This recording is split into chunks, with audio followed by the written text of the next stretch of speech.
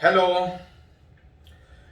आज हम लोग बात करेंगे दूसरे लेक्चर इस ग्रेविटेशन वाले चैप्टर में। लास्ट लेक्चर में लोग सीख रहे थे कि जिस तरह से इलेक्ट्रोस्टैट में चार्ज चार्ज के बीच का फोर्स था, उसी तरह से मास मास के बीच का फोर्स बिल्कुल सेम तरीके से वहां पे के Q1 Q2 by r square, यहां G M1 M2 by r square. Charge अपने सराउंडिंग में इलेक्ट्रिक फील्ड क्रिएट करके दूसरे चार्ज पे फोर्स लगाता था। मास दूसरे पे फोर्स लगाएगा, लेकिन पहले अपने सराउंडिंग में एक फील्ड क्रिएट करेगा जिसको हम लोग ग्रेविटेशन फील्ड बोल रहे थे। डिफरेंट शेप ऑफ मास के आसपास फील्ड कितना होगा, ग्रेविटेशन फील्ड कितना होगा, लास्ट वाले लेक्चर में सीखे थे। इलेक्ट्रोस्टैट में और आगे अगर याद कीजिए तो फील्ड के बाद आप पढ़े थे पोटेंशियल, जो वर्क डन बताता था। बिल्कुल सेम तरीके से जिस तरह से इलेक्ट्रोस्टैट में इलेक्ट्रिक पोटेंशियल जो वर्क डन को रिलेट करता था, यहां पे ग्रेविटेशन फील्ड में पोटेंशियल वर्क डन को रिलेट करता है। अब बिल्कुल सेम डिफिनेशन, ऐसा नहीं कि चैप्टर अलग है तो डिफिनेशन अलग होगा। जैसा इलेक्ट्रोस्टैट वैसा ही ग्रेविटेशन। याद कीजिए, यूनिट चार्ज को इंफिनिटी से किसी पॉइंट तक लाकर रखने में जितना वर्क करना पड़ता था, उसको हम लोग इलेक्ट्रोस्टैटिक पोटेंशियल बोलते थे। बिल्कुल सेम तरीके से वहां यूनिट चार्ज था, यहां यूनिट मास हो। पर यूनिट मास को इंफिनिटी से लाके किसी जगह तक रखने में जितना work done by gravitational force होगा, इसी को आप चाहे तो लैंग्वेज में लिख सकते हैं, negative of work done by gravitational force in moving the particle from infinity से किसी पॉइंट तक पर यूनिट मास। इसी को आप लैंग्वेज में लिख सकते हैं। यूनिट मास को इंफिनिटी, जिसको हम लोग रेफरेंस की तरह से बहुत दूर कंसीडर करते थे, जहां पे उसके आसपास कोई इफेक्ट ना हो, यूनिट चार्ज को इलेक्ट्रोस्टैट में, यूनिट मास को ग्रेविटेशन में, इंफिनिटी से किसी पर्टिकुलर पॉइंट तक लाकर रखने में जितना वर्क करना पड़ेगा, उसका नेगेटिव ग्रेविटेशन पोटेंशियल, इलेक्ट्रोस्टैट में इलेक्ट्रिक पोटेंशियल। हाँ, इसी को आप पॉजिटिव में भी लिख सकते हैं, बस डिफिनेशन उल्टा।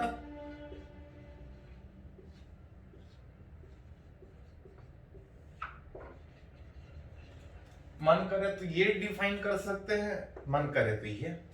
जिस ग्रेविटेशन फोर्स का बात कर रहे हैं, जितना खुद वर्क डन करेगा उतना पोटेंशियल घटेगा। बाहर वाला वर्क डन जितना काम करेगा, पोटेंशियल उतना बढ़ेगा, क्योंकि पोटेंशियल एनर्जी को रिलेट करता है।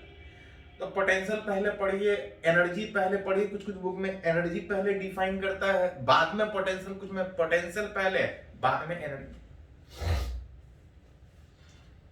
दैट इज इक्वल टू, आप लिख सकते हैं, निगेटिव ऑफ वर्क डन। जब तक नहीं कुछ बोला जाए, हम लोग ग्रेविटेशन वाला ही बात करेंगे, इंफिनिटी से पर्टिकुलर पॉइंट तक विच पर यूनिट मास, जिसमें वर्क डन को अगर फोर्स के टर्म में लिखे तो F डॉट डी है।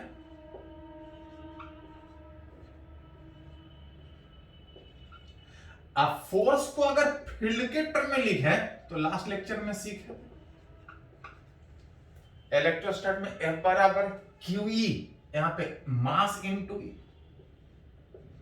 M वाला फैक्टर हट जाएगा, पोटेंशियल एट एनी पोजीशन आप लिख सकते हैं माइनस E डॉट डी।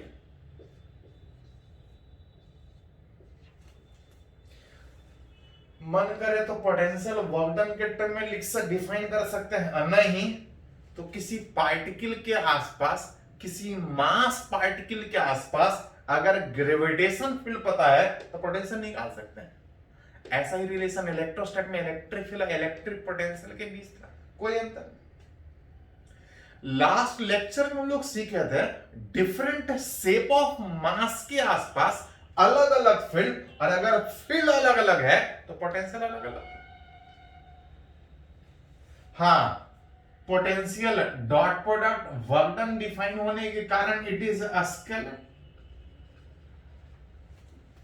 और स्केलर होने का मतलब सिंपली जो नेट पोटेंशियल किसी जगह पे होगा आसपास जितना है सबका होगा, सिंपली जोड़ ले। जिसमें अगर सबसे पहला अगर फॉर अ पॉइंट मास अगर बात करें, किसी पॉइंट मास का मतलब एक छोटा सा पार्टिकल, छोटा का मतलब जितने दूर पे इसका इफेक्ट सोच रहा है उस डिस्टेंस के कंपेयर में अगर इसका साइज बहुत कम है इसका पॉइंट मास बोल सकते हैं। रिलेट करना चाह रहे हैं इस पॉइंट मास के कारण किसी पर्टिकुलर पोजीशन पे पोटेंशियल कितना होगा। पोटेंशियल मतलब यूनिट मास को इंफिनिटी से वहां तक लाकर रखने में कितना वर्क करना पड़ता है। पोटेंशियल विच इज आप चाहे तो वर्क डन के टर्म में बात कर सकते हैं और नहीं तो अगर किसी का फील्ड पता है तो ई डॉट डी आर करके रिलेट कर सकते हैं। अगर पॉइंट मास का अगर फील्ड का बात कीजिएगा तो पॉइंट मास का फील्ड कितना था तो लास्ट लेक्चर में सीखे थे,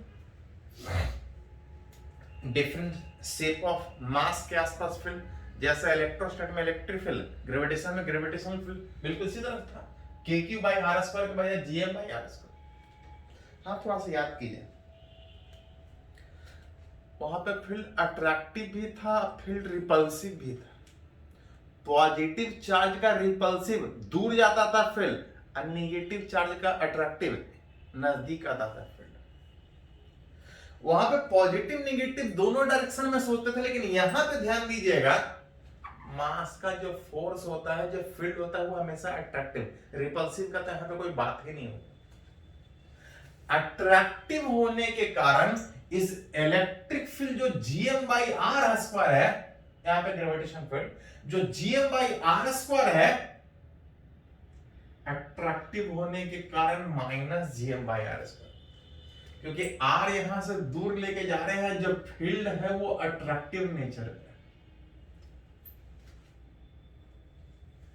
इसका इंटीग्रेशन इन्फिनिटी से r तक जिसको सोल्व कीजिएगा कर सकते हैं, कोई दिक्कत नहीं है। बिल्कुल सेम तरीके से इलेक्ट्रोस्टैट में आया था, वहां पे था kq by r point charge का, यहां पे gm by r, बस अंतर। वहां पे पॉजिटिव भी पोटेंशियल होता था, नेगेटिव भी पोटेंशियल होता था, लेकिन यहाँ पे अट्रैक्टिव नेचर होने के कारण पोटेंशियल हमेशा नेगेटिव में माइनस gm by r। ऐसा ऐसा ढेर सारा पॉइंट चार्ज हुआ, नेट पोटेंशियल सिंपली ऐड कर लेंगे जहां भी निकालना। For on axis of a ring,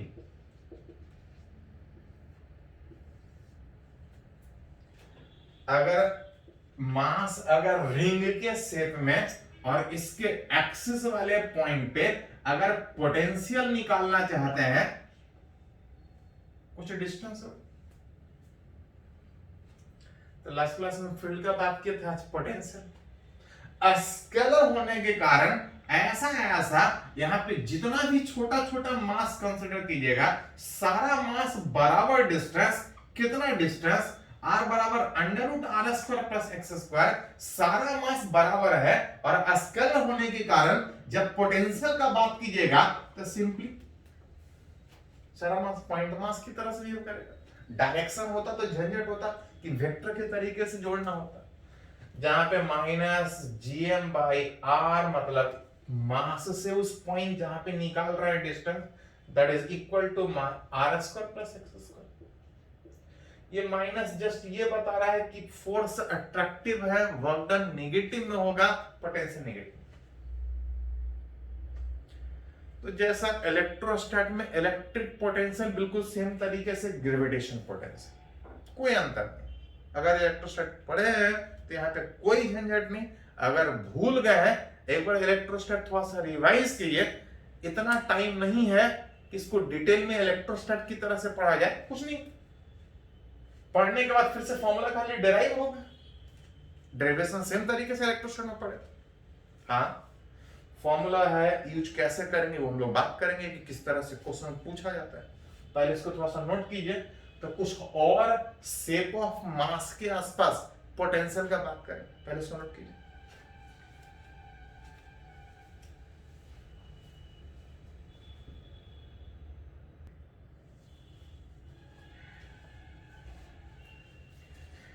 तो हम लोग बात कर रहे हैं कि जिस तरह से इलेक्ट्रोस्टैट में इलेक्ट्रिक पोटेंशियल था, ग्रेविटेशन में ग्रेविटेशनल पोटेंशियल।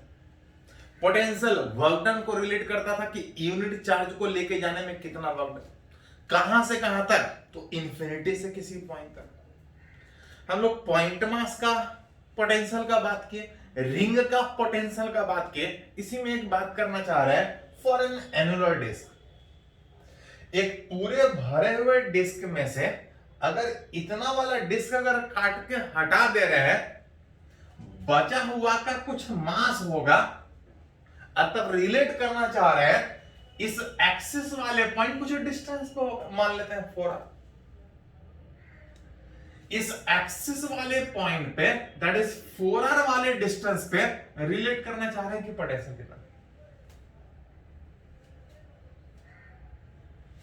डिस्क है, पूरा भरा हुआ डिस्क नहीं, कुछ खाली भी अंदर से। इसमें आप सोच सकते हैं कि अगर इसमें हम एक रिंग कट कर लें और अगर इस रिंग का अगर पोटेंशियल यहां निकाल लें, जो थोड़ा देर पहले फॉर्मूला पढ़े थे, अगर टोटल निकालना हो तो ऐसा ऐसा रिंग ढेर सारा होगा, एक का करके जोड़ लेंगे। विच आर रेडियस पे dr थिकनेस का अगर एक एलिमेंटल अगर रिंग कंसीडर करें और इस रिंग के कारण अगर पोटेंशियल निकाले तो टोटल निकालने में सिंपली जोड़ ले। पोटेंशियल स्केलर था, सिंपली इंटीग्रेट होगा। विच इज पहले उस रिंग का पोटेंशियल निकालेंगे, टोटल निकालना हो तो इंटीग्रेट। रिंग में भी थोड़ा देर पहले देखे थे कि एक्सिस पे हर पॉइंट बराबर डिस्टेंस में होने के कारण रिंग एक पॉइंट मास की तरफ दिखेगा, Gm बाई m मतलब उस रिंग का मास, और डिस्टेंस मतलब इससे डिस्टेंस, क्योंकि चारों तरफ कहीं भी रहिएगा वही डिस्टेंस दिखेगा। कितना डिस्टेंस तो आप देख सकते हैं। अगर इसका रेडियस अगर r माने हैं, अगर ये डिस्टेंस 4r था तो ये r² प्लस 4r का होल। पहले रिंग का पोटेंशियल निकालेंगे और टोटल निकालेंगे, सिंपली इंटीग्रेशन, बच Gm under root r² plus 4r का होल स्क्वायर माइनस G। अध्ययन ये थोड़ा सा, dm मतलब क्या था, तो dm मतलब था मास उस रिंग का, हमको दिया है टोटल मास, तो यहीं पे थोड़ा सा अरेंज कर लीजिए।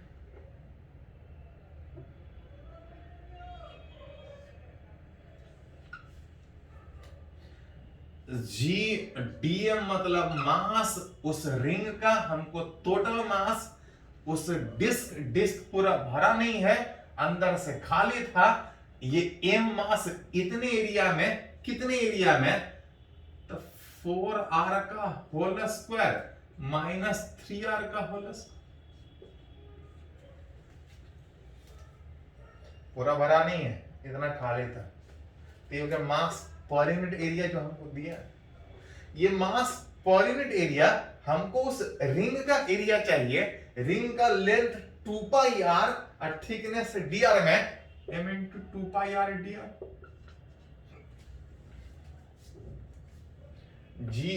m मतलब मास उस रिंग का, मास रिंग का नहीं, हमको डिस्क का दिया था, तो मास पहले पर यूनिट एरिया निकालेंगे क्योंकि मास एरिया में डिस्ट्रीब्यूटेड है। ये मास पर यूनिट एरिया हमको रिंग का चाहिए था, तो रिंग के एरिया लेते लेंथ और थिकनेस से मल्टीप्लाई कर लीजिए।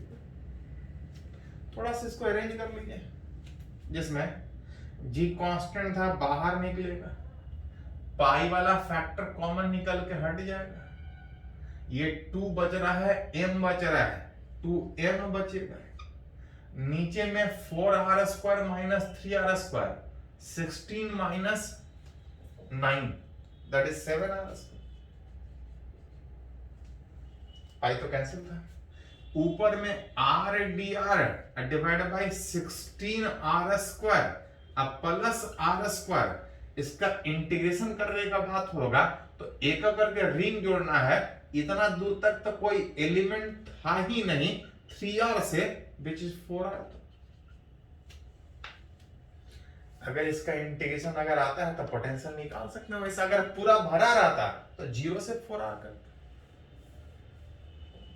इसको आप निकाल सकते हैं। इसी में अगर बात करें फॉर हॉलो स्फीयर,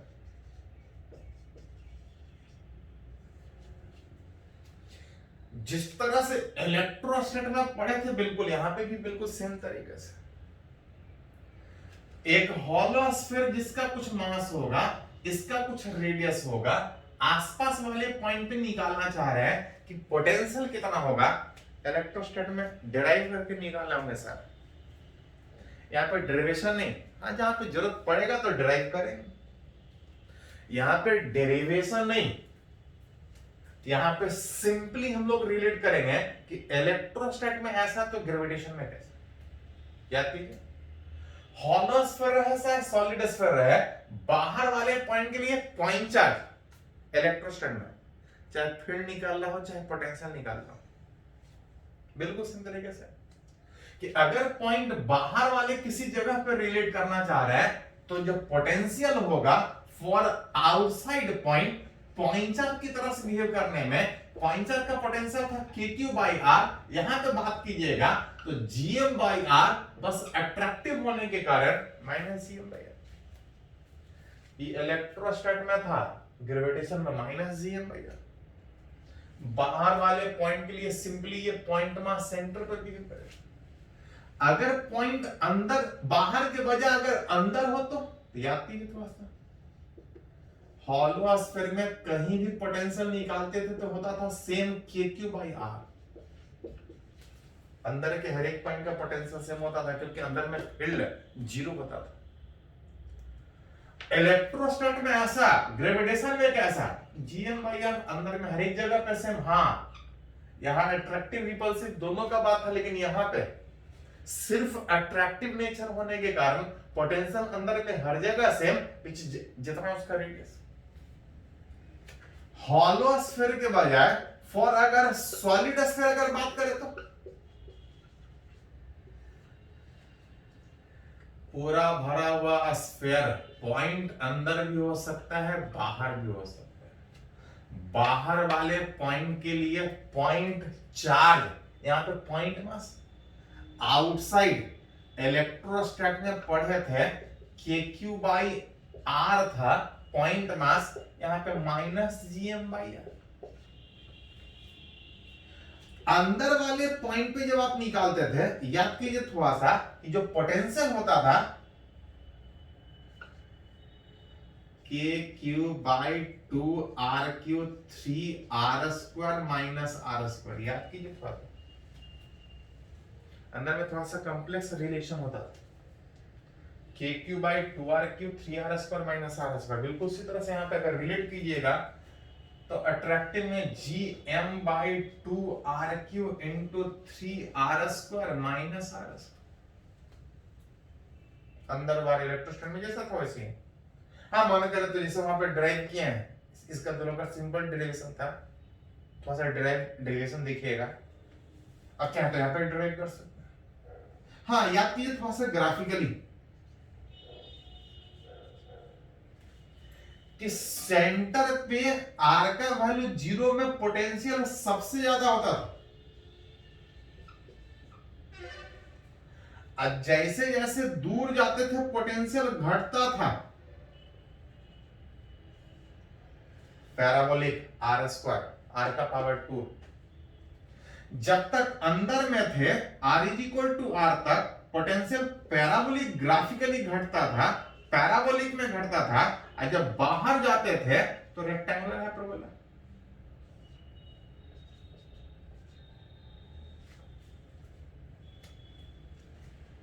सेंटर पे मैक्सिमम होता था, सरफेस पे कम होता था। कितना होता था? gm/r।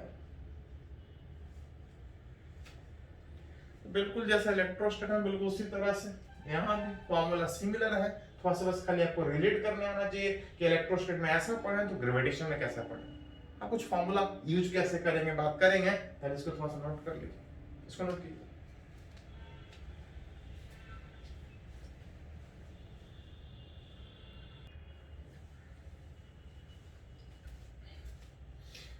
तो हम बात कर रहे हैं ग्रेविटेशन पोटेंशियल, बिल्कुल इलेक्ट्रोस्टैटिक पोटेंशियल के जैसा सेम तरीके से न्यूमेरिकली भी है। जैसे क्वेश्चन है जेईई मेन में पूछा है, बोल रहा है पूरा भरा हुआ स्फीयर में से अगर इतना वाला पोर्शन काट के हटा दे तो जो कैविटी क्रिएट हुआ है उसके सेंटर का पोटेंशियल कितना। फ्रॉम अ सॉलिड स्फीयर जिसका कुछ मास और कुछ रेडियस है, अगर इस पूरे भरे हुए वाला से spherical portion of radius r/2 is removed, अगर इसका रेडियस अगर r/2, अगर इसको काट के अगर हटा दे तो पूछ रहा है find the potential at centre of cavity. अगर ये पूरा भरा हुआ होता तो सीधा सीधा फॉर्मूला बैठा देते कि पॉइंट अंदर है पोटेंशियल इतना होगा, बाहर होता तो इतना। लेकिन पूरा भरा में से इतना काट के हटा दे रहे हैं तो करना क्या होगा। इस तरह से इलेक्ट्रोस्टैटिक में किए होंगे, करते क्या है कि पहले पूरा भरा हुआ मान के निकाल लेते हैं जहां पे भी निकालना, और जितना ज्यादा कंसीडर किए हैं उतना वाला पोर्शन का घटा दिया। हाँ, पूरा भरा हुआ का मास दिया है, हमको कटा हुआ वाला का मास चाहिए, तो थोड़ा सा पहले से निकाल लीजिए मास उस कैविटी जो आप क्रिएट किए। पूरा भरा हुआ मास स्फीयर जिसका वॉल्यूम 4/3 पाई r3, ये मास पर यूनिट वॉल्यूम, मास पर यूनिट वॉल्यूम इसका दिया है, हमको इसका मास चाहिए स्फेरिकल कैविटी जिसका रेडियस r/2। बाकी सारा वाला फैक्टर घट के जो बच रहा है वो m/8, विच अगर पूरा भरा का मास m है तो इस स्फेरिकल कैविटी का मास कितना होगा, m/8 निकाल सकते। Potential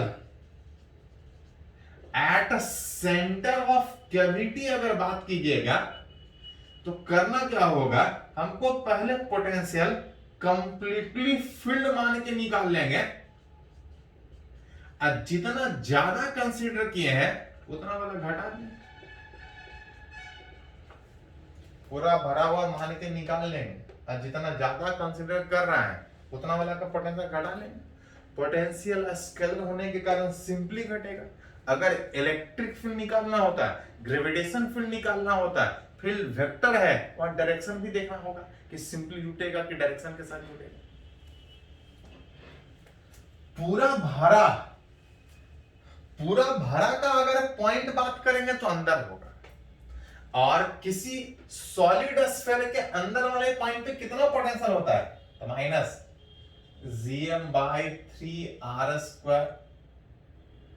gm/2r³ 3r² minus r², याद आ? तो पहले फॉर्मूला लिखिए, अंदर वाले पूरा भरा के अंदर में कहीं भी पोटेंशियल निकालिएगा कुछ इस रिलेशन से, जहां पे r सेंटर से डिस्टेंस, अगर इस जगह पे निकाल रहे हैं तो सेंटर से डिस्टेंस r का वैल्यू r/2 है।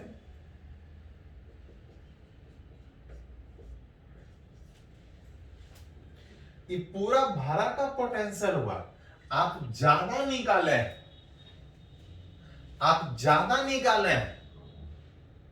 जितना ज्यादा का निकाले उतना घटा दीजिए।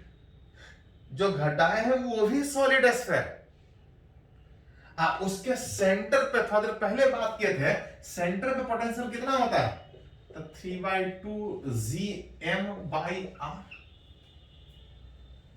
r मतलब रेडियस r नहीं, उस रिमूव्ड का रेडियस r/2,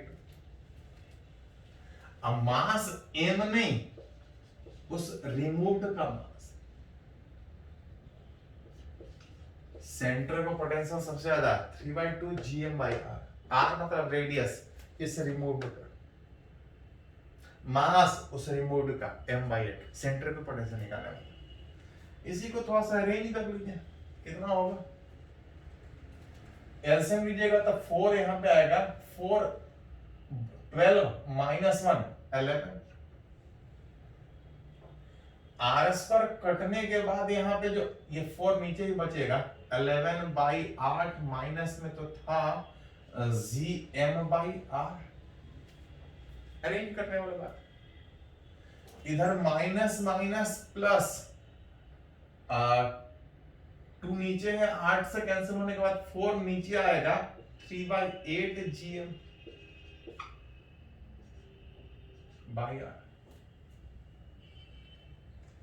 8 एलसीएम लीजिएगा तो -11 + 3 -8 कैंसिल होने के बाद जो बचेगा -gm/r।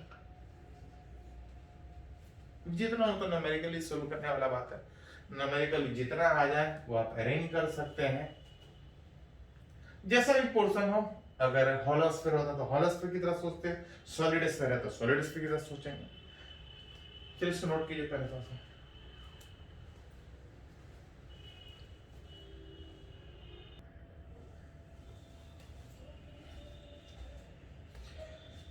तो अभी हम लोग इस ग्रेविटेशन वाले चैप्टर में बात कर रहे थे फील्ड जो फोर्स को बताता था, पोटेंशियल जो वर्क डन को रिलेट करता था।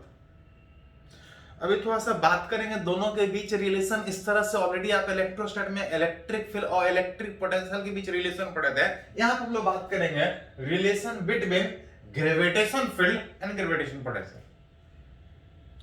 बिल्कुल सेम तरीके से इलेक्ट्रोस्टैट में आप डेफिनेशन पढ़े हैं कि किसी भी फील्ड में फील्ड फोर्स को बताता है, पोटेंशियल वर्क डन को रिलेट करता है, पोटेंशियल नहीं। जब भी डिफाइन होगा पोटेंशियल डिफाइन होगा विच डिफाइन एज पार्टिकल को एक जगह से दूसरे जगह तक लेके जाने में ग्रेविटेशन फोर्स जितना वर्क करेगा पर यूनिट मास, वही उस फील्ड का पोटेंशियल कहलाता है, मतलब वर्क डन रिलेट करता है पोटेंशियल। वर्क डन को हटा के अगर फील्ड के टर्म में लिखे -e/dr,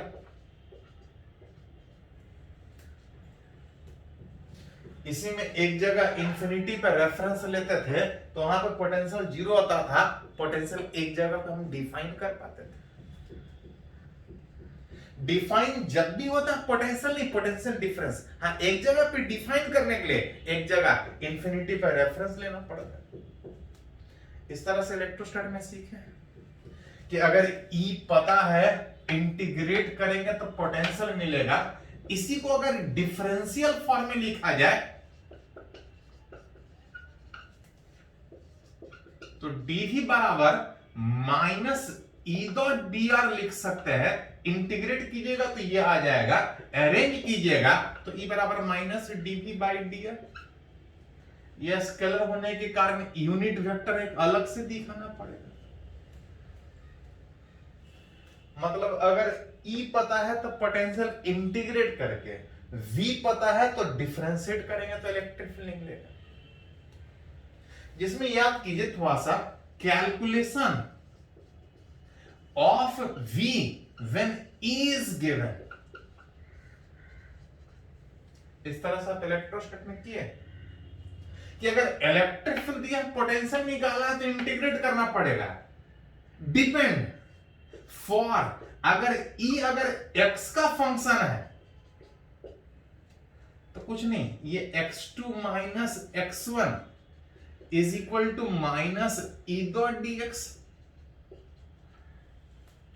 अगर ये x का फंक्शन है तो x के टर्म में, y का फंक्शन है तो y के टर्म में, r का फंक्शन है तो r के टर्म में।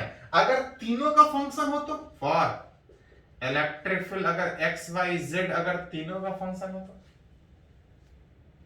तो याद कीजिए उसमें Vr2 - Vr1 दो पॉइंट के बीच का जो पोटेंशियल निकलता था e/dr में, अगर ये तीनों का फंक्शन है तो ex dx ey dy plus ez dz, इसका इंटीग्रेशन जहां से जहां तक लेके जाना। इलेक्ट्रोस्टैट में इस तरह से आपकी बिल्कुल सेम है, बस रिलेट करने कैसे हम पढ़े।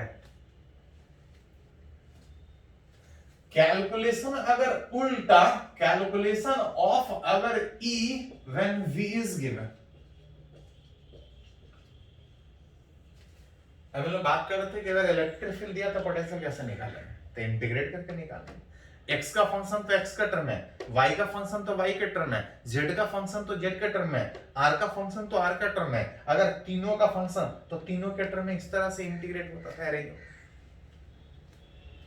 उसी तरह से अगर भी पता है इलेक्ट्रिक फील्ड निकालना है, भी पता है इलेक्ट्रिक फील्ड निकालना है, डिफरेंशिएट डिपेंड्स फॉर अगर v अगर x का फंक्शन है तो ये बराबर माइनस dv/dx।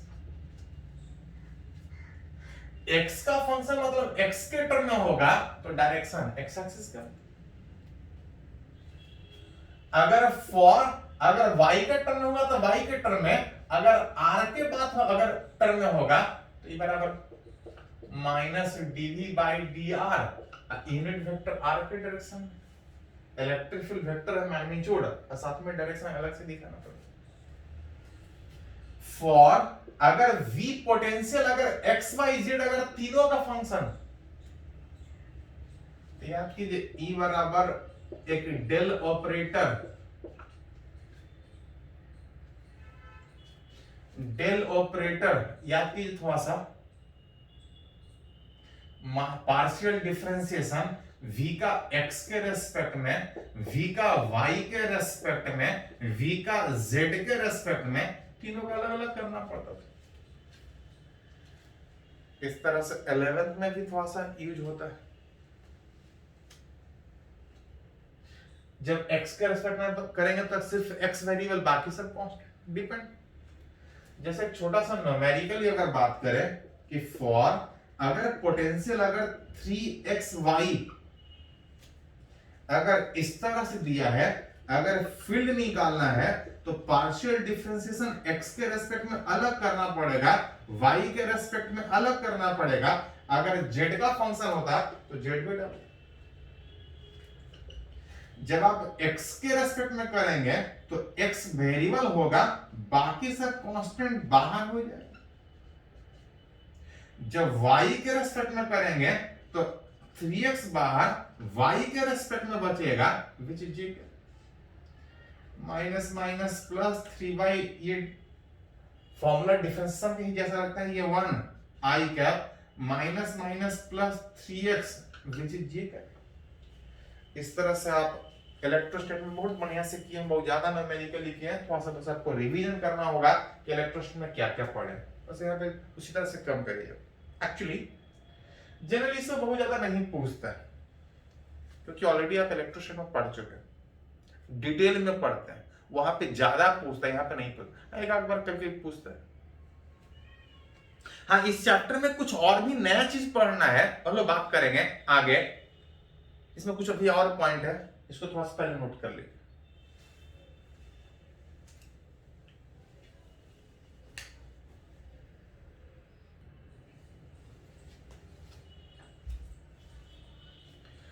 तो हम लोग बात कर रहे हैं ग्रेविटेशन चैप्टर का, लेकिन सेम इलेक्ट्रोस्टैट होने का कारण बस रिलेट कर रहे हैं, कैसा इलेक्ट्रोस्टैट में ऐसा ग्रेविटेशन में। एक करके सारा जितना भी फैक्टर आ रहा था इलेक्ट्रोस्टैट में, सारा यहां पे यूज कर रहे हैं। एक और फैक्टर जो इलेक्ट्रोस्टैट में यूज करते हैं, पोटेंशियल एनर्जी। जिस तरह से वहां पे पोटेंशियल एनर्जी का बात किए थे, यहां भी पोटेंशियल एनर्जी है, ग्रेविटेशन पोटेंशियल।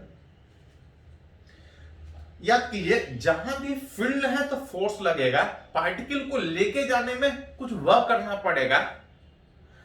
अगर यूनिट पार्टिकल यूनिट चार्ज को लेके जाने में जो वर्क डन था, उसको पोटेंशियल से रिलेट कर रहे थे। अगर यूनिट के बजाय अगर पूरे पार्टिकल को अगर एक जगह से दूसरी जगह तक लेके जाना है, अगर उसके वर्क डन को रिलेट करना है, तो किसी पार्टिकल को एक जगह से दूसरी जगह तक लेके जाने में जो वर्क डन हो रहा है, पूरे पार्टिकल के ऊपर जो वर्क डन हो रहा है, अगर उसको लिखना है तो उसको हम लोग पोटेंशियल एनर्जी से लिखते हैं।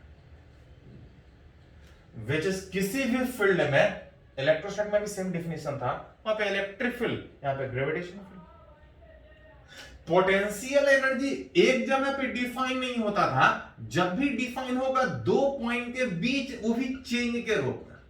Change in potential.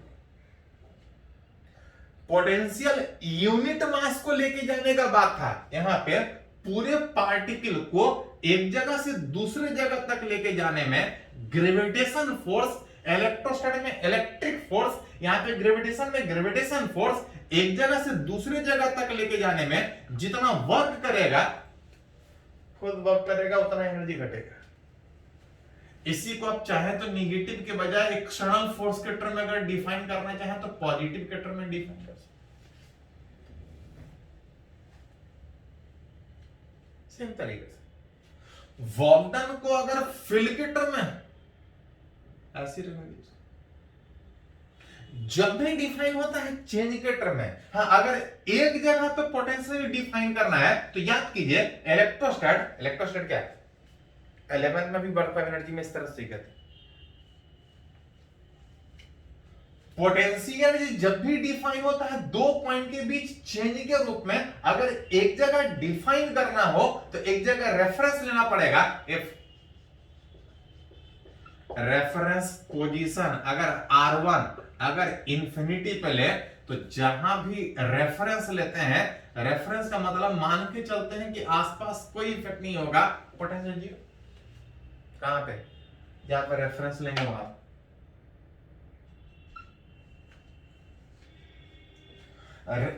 If reference position R1 अगर इंफिनिटी, जहां पे पोटेंशियल जी zero, then potential energy at any position, जो दूसरा पोजीशन का बात है, अब वो दूसरा के बजाय सिर्फ पोजीशन का बात होगा, इज इक्वल टू ये zero negative of work done by gravitation force in moving the particle from infinity, पहला वाला रेफरेंस देखिए, इंफिनिटी पे जीरो, इंफिनिटी से किसी पर्टिकुलर पॉइंट तक लाकर रखने में पूरे पार्टिकल के ऊपर जितना वर्क होगा वही एनर्जी होगा। इलेक्ट्रोस्टैट में इलेक्ट्रिक फोर्स वाला वर्क डन, यहां पे ग्रेविटेशन फोर्स वाला वर्क डन। याद कीजिए पोटेंशियल यूनिट मास के लिए डिफाइन था, ये पूरे मास के लिए डिफाइन था, जिसको अगर लिखना हो तो आप ऐसा भी लिख सकते। यूनिट मास को लाकर रखने में जितना वर्क डन वो पोटेंशियल, अब पूरे मास को लाकर रखने में जितना वर्क डन वो पोटेंशियल। मतलब अगर किसी पार्टिकल का अगर एनर्जी रिलेट करना है कि किसी के फील्ड में रखा है, एनर्जी कितना होगा, कुछ नहीं, जहां रखा है पोटेंशियल पता हो तो पोटेंशियल निकाल सकते। बिल्कुल ऐसे ही इलेक्ट्रोस्टैट में भी था, वहां पे Q V था, यहां पे N इंटू V है। ये पोटेंशियल एनर्जी किसी पार्टिकल का दूसरे के फील्ड में, वहां पे याद कीजिए पढ़े थे सेल्फ इलेक्ट्रोस्टैटिक पोटेंशियल, याद है, सेल्फ इलेक्ट्रोस्टैटिक के बजाय ग्रेविटेशन पोटेंशियल।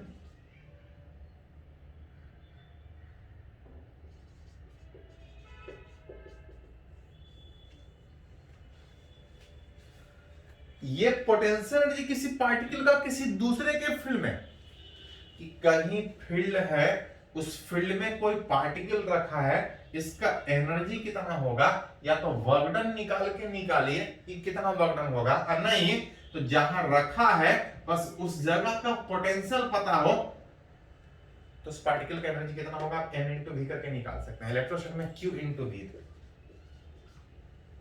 इलेक्ट्रोस्टैट में potential energy Q into V। ये किसी पार्टिकल का दूसरे के फील्ड में एनर्जी, अगर किसी पार्टिकल का अपने ही फील्ड में एनर्जी निकाले तो एक पार्टिकल अपने ऊपर इफेक्ट नहीं डालेगा, एक से ज्यादा पार्टिकल रहेगा तब। जब एक से ज्यादा पार्टिकल अगर अपने ही फील्ड में अगर पोटेंशियल निकालना हो तो डेफिनेशन सिंपल था, work done in assembling the system.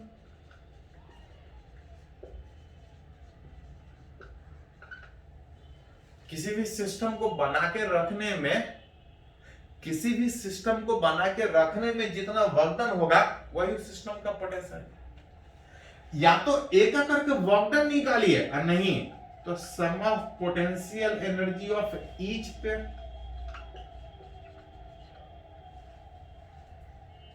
पूरे सिस्टम का वर्क डन या तो निकाल लीजिए, नहीं उस सिस्टम में वैसा वैसा जितना पेयर बन रहा है हर एक पेयर का पोटेंशियल जोड़ लीजिएगा, that will give the sum of total potential.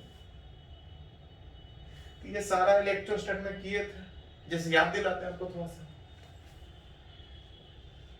For two particle system याद कीजिए थोड़ा सा,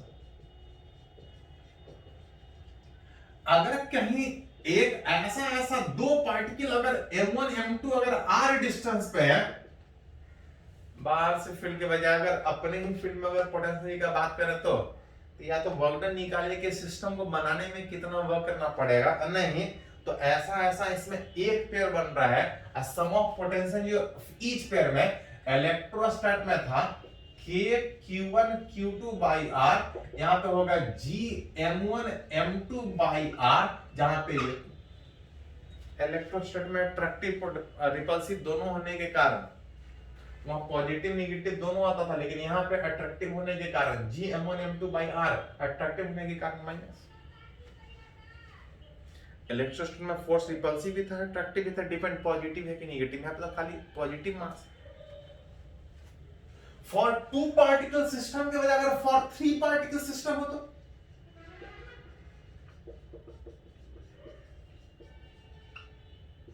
अगर किसी सिस्टम में ऐसा तीन पार्टिकल m1 m2 m3,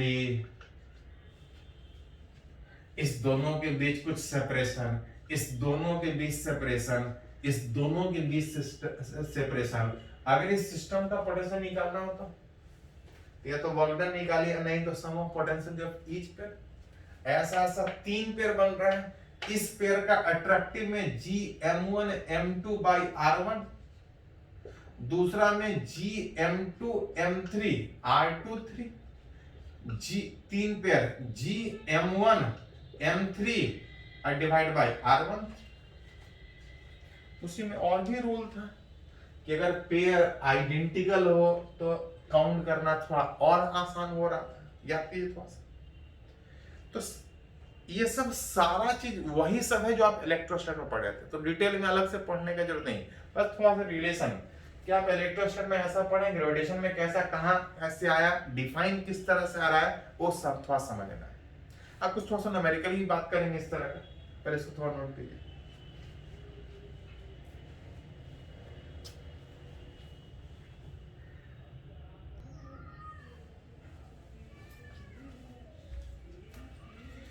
तो हम लोग बात कर रहे हैं ग्रेविटेशनल पोटेंशियल एनर्जी बिल्कुल इलेक्ट्रोस्टैटिक पोटेंशियल एनर्जी के जैसे।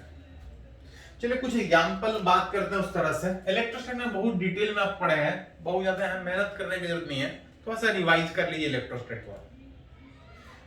जैसे हम लोग two particle system, three particle system का बात किए, फॉर अगर फोर पार्टिकल सिस्टम का अगर पोटेंशियल एनर्जी निकालना हो, जिसमें अगर ये मान के चले कि सारा पार्टिकल अगर आइडेंटिकल है,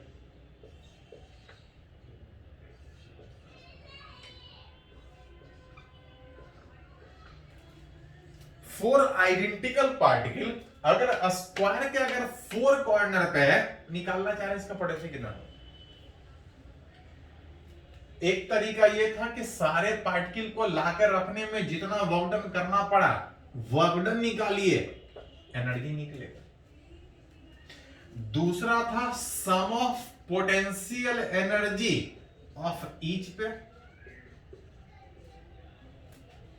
जिसमें चार पार्टिकल में चार नहीं, ऐसा 6 पेयर बन रहा है, याद कीजिए थोड़ा सा। जिसमें ये चार पेयर आइडेंटिकल है, 4 इंटू इस एक पेयर का, इस एक पेयर का कितना होगा, g m1 m2 बटा 4 ये आइडेंटिकल पेयर हुआ, और दो और आइडेंटिकल में this is 2 into minus G M M by ये वाला डिस्टेंस। एक तरीका ये था, एक और तरीका था, याद कीजिए थोड़ा सा। अगर किसी एक का एनर्जी अगर दूसरे के फील्ड में अगर निकाल ले, अगर टोटल निकालना हो तो n/2, जहां पे n इज उस सिमेट्रिकल चार्ज में ऐसा कितना चार्ज सिस्टम, लेकिन ये तब था जब सिमेट्रिकल सिस्टम था।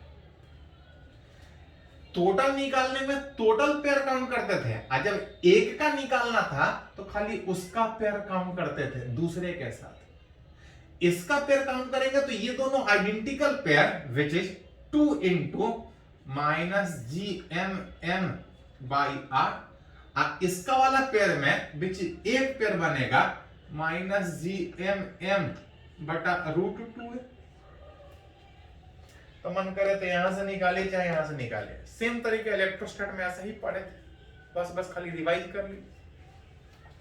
जैसे क्वेश्चन अगर और बात करें, इस तरह से एक क्वेश्चन आईआईटी में पूछा था, इलेक्ट्रोस्टैट में इस तरह से बहुत क्वेश्चन आप बनाए होंगे कि दो पार्टिकल अगर कुछ सेपरेशन पे है, मान लेते हैं एल एल, अब बीचों बीच से एक पार्टिकल पूछा जा रहा था किस मिनिमम वेलोसिटी से इसको फेंके कि ये वापस ही नहीं लौटे। Find minimum speed with which it is projected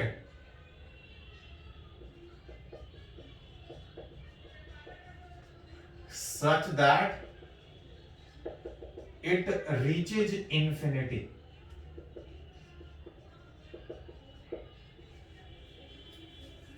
दो पार्टिकल के बीच में एक पार्टिकल है, पूछ रहा है किस मिनिमम स्पीड से इसको फेंके कि इंफिनिटी तक पहुंचे।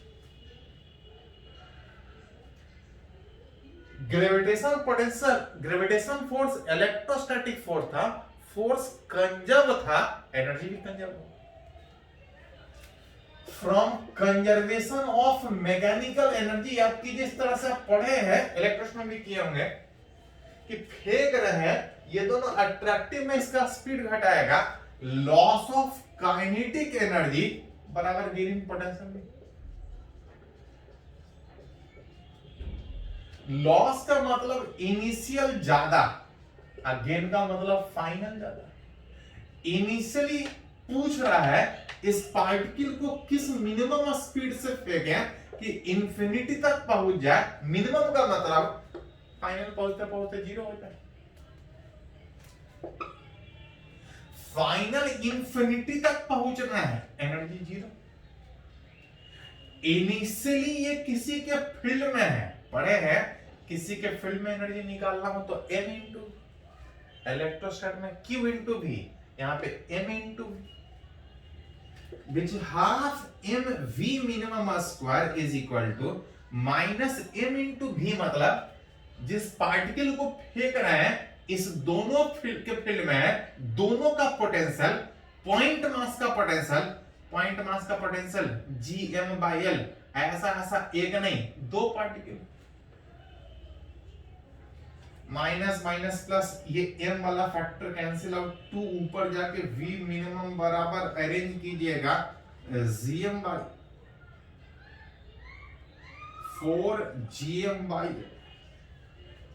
तो ये सारा इतना तक जो आप जितना भी टर्म सीखे हैं इस ग्रेविटेशन में, सारा इलेक्ट्रोस्टैट वाला ही। हाँ, इसके बाद जो हम लोग ग्रेविटेशन में पढ़ेंगे वो इलेक्ट्रोस्टैट में नहीं पढ़ना है।